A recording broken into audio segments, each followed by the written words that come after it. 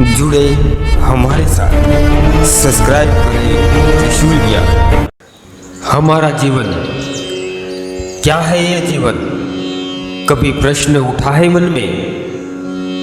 हमारे माँ बाप हमें पालते हैं, उनके धन से हमारा बचपन बीतता है, फिर हम बड़े होकर युवान होते हैं, हमारा विवाह होता है, फिर हमारे भी बच्चे होते हैं, हम भी हमारे संतान को पालते हैं, उन्हें अच्छे संस्कार देते हैं, उनका भी विवाह करवाते हैं और फिर हम बूढ़े होके हम मृत्यु को आलिंगित हो जाते हैं।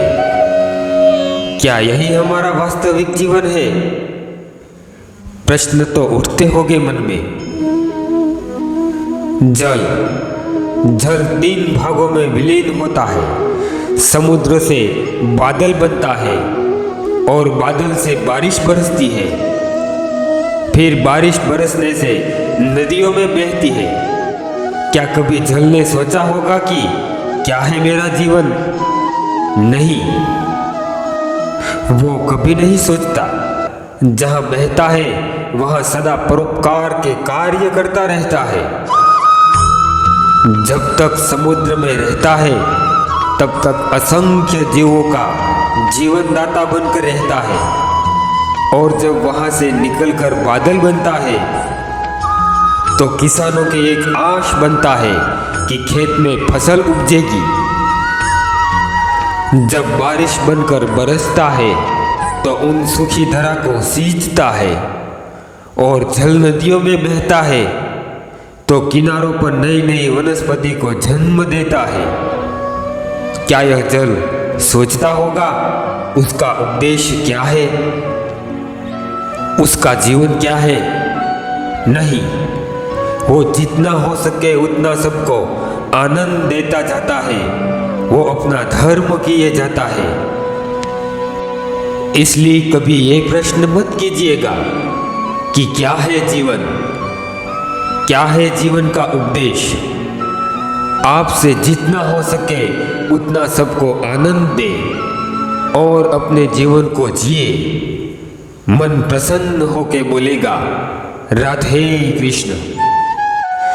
आप बारिश के चलते कहीं कीचड़ से गुजरकर अपने घर गए हैं। आप उन कीचड़ से तो बच जाते हैं उन पादुकाओं को पहनने के कारण, किंतु उन पादुका के कारण कीचड़ की बूंदें आपके कपड़ों पर गिरती है, उनसे आप नहीं बच सकते। लेकिन उसके कारण आप उन पादुका को तो पहनना नहीं छोड़ सकते ना। वैसे ही पादुका की भांति हमारे जीवन में कुछ लोग जो आते हैं वो कीचड़ से तो हमें बचा लेते हैं, लेकिन वस्त्रों पे जो दाग होते हैं वैसे ही जीवन में कुछ दाग लगा ही जाते हैं। मन को छोटा करने की आवश्यकता नहीं है, आवश्यकता है यह सोचने की, आपको वस्त्र कीचड़ से बचाना है या अपने पाँव। अर्थात हमारा गंभीर होना अच्छी बात है, लेकिन हर बात पे गंभीरता से लेने लगे तो हमारे जीवन का आनंद समाप्त हो जाएगा। आप एक सत्य को समझ ले, इस संसार में ऐसा कुछ भी नहीं है जो सदा के लिए रहेगा। अपने जीवन की राह में स्वयं पे कीचड़ के बूंदों पे ध्यान न दें, सदा सबके साथ आनंद बांटते रहे, मन प्रसन्न हमारा रहेगा। राधे कृष्ण। संसार का सबसे बड़ा पाप क्या है?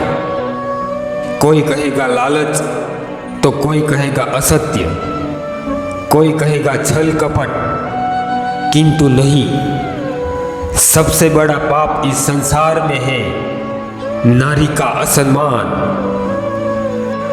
उसका अपमान करना, उसके मान को भंग करना।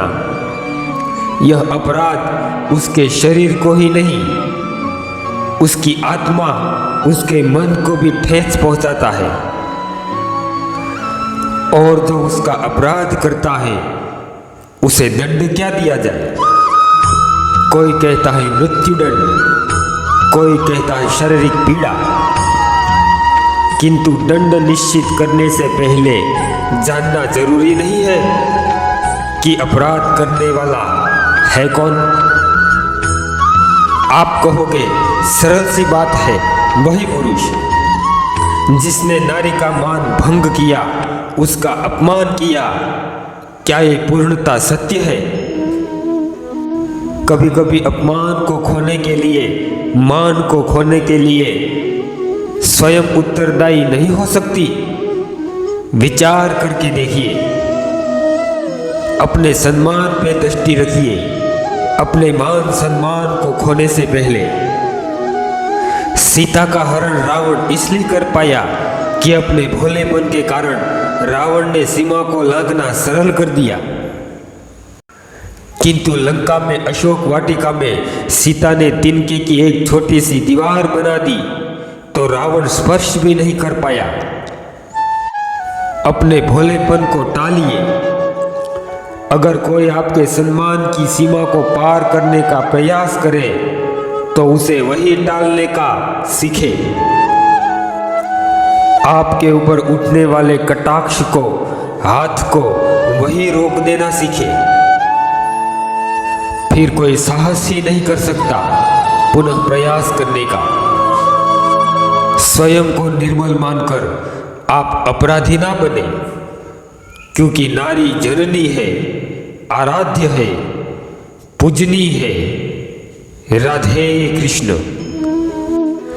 इस कमल के पुष्प को देखो, जल का स्तर कितना ही बढ़ जाए, यह सदा ऊपर ही रहता है। उसकी एक विशेष बात है, उसका कारण है उसकी नाल। जैसे जल स्तर बढ़ता है वैसे वैसे बढ़ती है नाल, किंतु जब यह जल स्तर घट जाता है तो यह नाल नहीं घटती, फिर उनके साथ उन कमल पुष्प का भी विनाश कर देती है। हमारे साथ भी वैसा ही होता है। जैसे जैसे हमारी समृद्धि बढ़ती है वैसे वैसे हमारा जीवन स्तर ऊपर उठता है। उनकी अपेक्षा बढ़ती है, उनकी आवश्यकता बढ़ती जाती है। लेकिन जब हमारी संपत्ति घटने लगे तो हमारी आवश्यकता, हमारी अपेक्षा नहीं घटती, और फिर परिणाम उसी कमल की भांति हम टूट जाते हैं। प्रश्न है तो क्या किया जाए? अपने जीवन स्तर को क्या बढ़ाना छोड़ दे? कदापि नहीं। अपने आत्मशक्ति को दृढ़ करें। जीवन स्तर बढ़ने के साथ साथ अभ्यास करें कि संकटों के समय आने पर अपना जीवन कैसे व्यतीत करें। जीवन का स्तर और जल का स्तर तो बढ़ते घटते रहेगा। यह हम पर निर्भर करता है कि इस दोनों का तालमेल कैसे करें। राधे कृष्ण। देखो उन हीरे को, असंख्य वर्षों तक ये धरती के गर्भ में रहकर ये उतना कठोर बनता है, लेकिन जब उसे खान से निकाला जाता है तब श्वेत कोयले की तरह निस्तेज और कठोर होता है। लेकिन उसका मूल्य बढ़ता है जब उसे घिसाई हो तब। संसार में हमारे साथ भी ऐसा ही होता है। हमें अनुभव, बुद्धि उन वर्षों के कारण नहीं बढ़ती जो हमने बिताई है,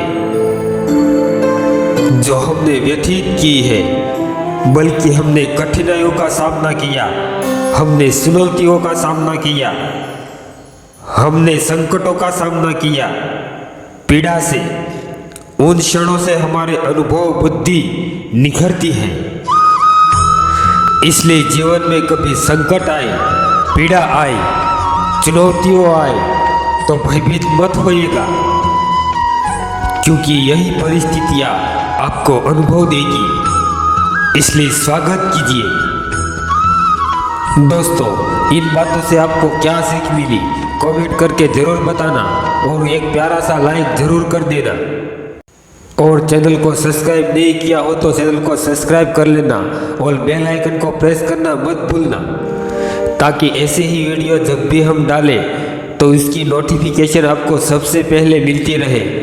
जय श्री राम, ओम नमः शिवाय, राधे राधे।